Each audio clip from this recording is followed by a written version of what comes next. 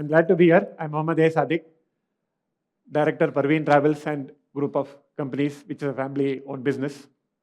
So it's all a success story we are here to talk about and share some good thoughts, experiences, ideas, which keeps coming. Ideate, recreate. Something very interesting. And I am proud to say and very happy to say that I have practiced this in my own business. I would be talking to you with small stories, which could be little simple, ordinary, little emotional, sentimental. Maybe at the end, I'll try to connect the dots. So I was an aeronautical student here in the HIT campus. Long back after my school studies, I had the ambition of doing something with the flying machines, getting into the mechanism of it, servicing, repairing, always be connected to the machines. Okay. So once I graduated, my studies were finished. I did my training in NEPC, Chennai. That was the only Kuti airline where I could get entry. Then I had an opportunity to get into Airworks Bombay and Delhi. And then came my family, my dad. It was a very small, down to earth, very simple family, a humble beginning. He said, you can do anything you want over here, no leaving the city. Also, my business was pulling me back with the other developments and transportation slowly growing up. So then I stepped into the business, which was a transportation business. My dad started this with singles tourist taxi. His ambition was to give the best of the travel experience, safe and reliable, to the tourism and the travelers who arrive in India and who are from the localites. So that is where my journey began, along with my other family members, my 3 brothers who are the directors there in the company. Everyone had a role to play. So me, as a student, passing out from something called aeronautical and suddenly jumping into a transport automobile, I was little into here and there confusion. But I said, no, I will do this. I can do this. So I just went into the transportation industry. And I used to keep watching what's happening in and around when a car or a bus or travel, whatever happens. Believe me, from outside it looks very glamorous, colorful, fantastic. But when you really step into it and when you see inside of it, it's a very tough industry like any other. Too tough. Too tough in the sense you have to deal with the blue collars. Mostly. I don't say blue collars are bad people or they are not educated, so they are like that. No, not at all. They're very highly skilled people. But managing them, making them what you expect to do and satisfying a customer is not a joke. It's a challenge. So whenever I used to travel in the airline, as a traveler, as a passenger, I always have something to copy about. The menu card, the speech the air hostess gives, the directions they show, the ambience, the colors, the lights, so many things they keep on inspiring me. Then I said, what am I here going to do? So then the journey started. I just stepped into my business with the other directors and I wanted to bring a change. 30 years, 3 decades, 2 decades back, if you could see, you would have just seen ordinary buses flying on the roads with a very rough shock, suspensions, okay buses. But then I said, no, how do I actually bring something very comfortable, very great to this industry? That came. So many research happened in my mind. I used to spend very late hours in the night, till 2 o'clock, 3 o'clock with my music on and the computer here. Just keep browsing what is happening in and around the world in terms of buses, transportation only, no other distractions. Just to understand what happens there, why not it could be brought here. So then I figured out something. In the bus travel industry, there could be so many developments made. I used to go do a research on who are the other people in India who would actually do this development in terms of air suspension buses, the high-deck buses, monocoque constructions. So these are some of the technicalities I was looking at. Then I found somebody in Punjab. They were called the Sutlej Industries. The managing director was a similar person having similar vision and mind. I happened to go there, meet him, spend a lot of time, ask them to manufacture something, produce something which would actually give us the state-of-art comfort, travel, experience, and safety.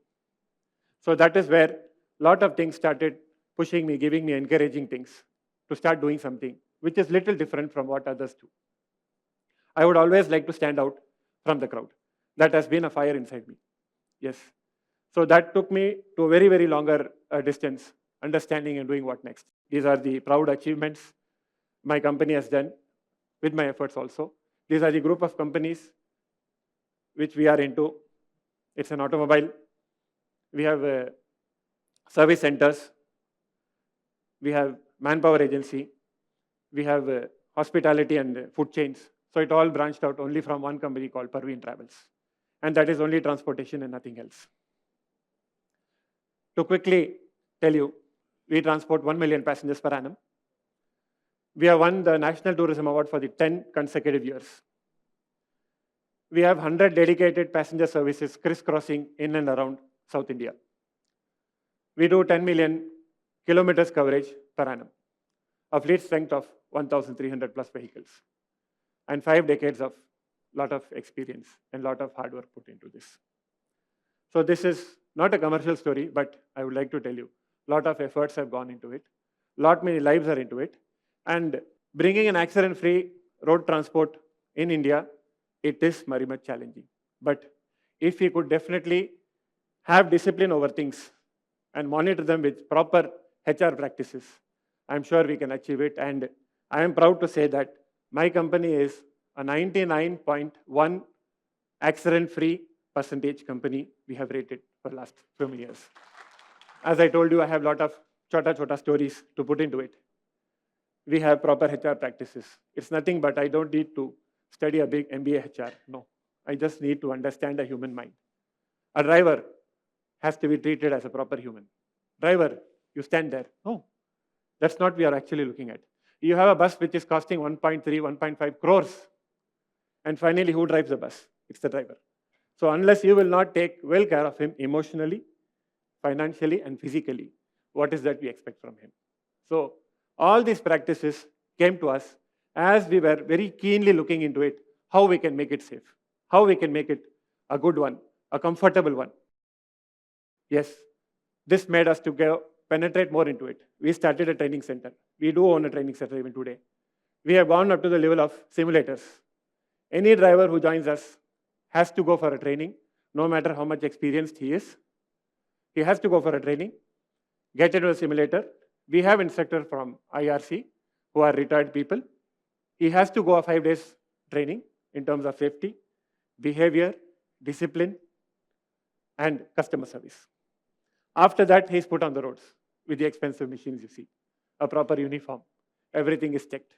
Any vehicle which is leaving the the depot has a checklist. So all these things, if you could say, is nothing but this came out from myself because I studied here and I was something to do with an aeronautical guy. So how perfect they are, how can I imitate that? How can I copy that? Was my inspiration inside. One more, any day when you get on a bus, your parents would tell you, oh, it's not as safe. The driver will be drunk. You will get into accident, something will go wrong. Everybody has that when you send your family, yes. We have the alcohol test meter in all of our depots. Before the journey starts, the driver is actually checked for the breath analyzer. So all these fear factors actually make them very much caution and disciplined. Yes. The other way around, they are very well taken care in terms of their health checkups. Very importantly, money. Money matters to them, and the money has to reach his home. You give the money directly only to his hand, he may waste it here. So all these things put together has actually driven us to a success story. And awards and accolades are very much important to encourage anybody here in life. So I've been continuously into the awards, which made us more responsible, not just getting awards in the stage, making us very much responsible. So this made us to keep going more and more further down, deep down, and understand how better we can do. Then we got into the maintenance sectors, where we had our own maintenance stations, taking care of the machines, as I was a technical man, spending a lot of my time over there, spending behind the machines and wheels, how best we can maintain this at economical costings. And I would like to count upon one more discussion which happened this morning, was the tow machine for the flights. Yes, if the tow machine for the flights, for a 15-minute towing, if it could save 50,000 rupees just for a 10 to 15 minutes tow, in similar fashion, in similar way, we too have machines which burn a lot of diesels. So to save diesels, we used to have a lot of parameters, lot of such. You start an engine for a bus or a Volvo or a big bus. You keep it on for 10 minutes. You spend at least 7 to 8 liters. Every liter cost, and it is money. So a lot of parameters, lot of things what I have learned here and experienced by traveling in many places and many people, talking to the technical people, all was bundled and focused here into my transport industry. How do I practice? How do I mend that? So ideate and recreate. That was an idea I captured from the airline industry. But how do I recreate and make it actually use it for a travel industry which I am into? So this was something pushing me towards it, and I could see that I am really successful and we are growing here. There are a lot of small stories, but I would just like to come to some more important things, like there came a turbulence when we were growing good with a lot of developments, a lot of group companies and things. There came a turbulence which was called COVID-19. Like any other industry, we were also very badly hit and shattered in terms of financials, in terms of our facilities and infrastructures. To hold and run a transport company is not a joke. You have so much of infrastructure, so much of parking places, so much of expenditures. And during this COVID times, it was almost 2 years, you have to take care of the blue collars who are very much dependent on you. So we had to go to the banks, do everything, whatever to restructure, pay them their salaries, whatever possible, 50%, 70%, 60%, and see that they are there for you.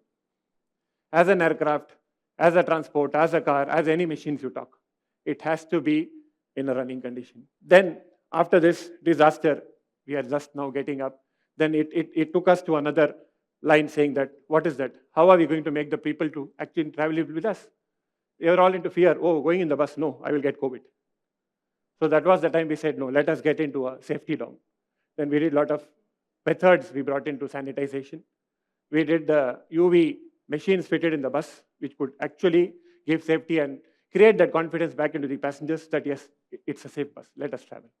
One more quick example I could tell you is, we run a service which was completely ideated and recreated by me, which is a Volvo bus, which has a pantry into it, which has a complete food service as in the air industry, as in any of the airline you see, which runs between Chennai and Bangalore.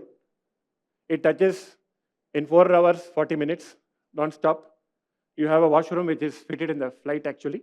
It's an imported one, German. And you have the all facilities non-stop. 2 drivers has to drive the given limited distance in that time. So it runs more or less as a flight service on roads. Yes, not only making money business, we are into some good initiatives. We have something called the Go Green initiative, where every passenger who travels, on his contribution, a sapling is planted somewhere in the country. It is done through an NGO. So this also came to us as an idea. How do you do? Because we are the people who are maximum polluting this country. Any transport company or any bus or a truck running is polluting the environment. I should agree. So we said, what is that we give back? So this was one more initiative which actually took off. Then something called RWL, Respect Women for Life. We used to see a lot of women passengers traveling, single women, coming from the downtowns, all these people struggling for work and so many things. Then we again connected with another NGO and saw how we could actually help them find a decent good job, nothing else. That was the only initiative, and we branded and we made them see that they actually keep looking at it and feel about it and talk about it and contact us. Any special moments happening here, we are always there. It's only because of my dad, Date Haji Janapala Baksh, for his vision and who had brought us up into this. And my mom was very much humble enough to bring up their children. And I feel very proud about it. So, as I told you, the last slide, I would like to connect all these things quickly. These are my mentors. I will never forget in my life. So life is a journey, and let us make it a cherishable one. Yes, we feel we have a lot of difficulties, lot of problems, financial problems, traveling problems, staying problems, 100 problems if you go out of this room. But yes, beyond all those things, you should regenerate. You should try to make it a cherishable one. Only then once again, you are there, because you are not alone. You are responsible for the 2,000 families working for you over there. So summing up, these are some of the words which we read in a lot of dictionaries, college, school, teachers. So many people talk to us. You have to be disciplined student. You have to focus on your studies. You have to be innovative to create something great. It all comes automatically. So ideate, recreate anything, anywhere in your walk of life. You keep seeing, you get an idea, how do you recreate? To make it work in your country, in your office, in your city, or in your premises or wherever. Just keep that mind open. My humble request to all of you is, wherever you go study, ensure that you come back and give it to your nation, to your country.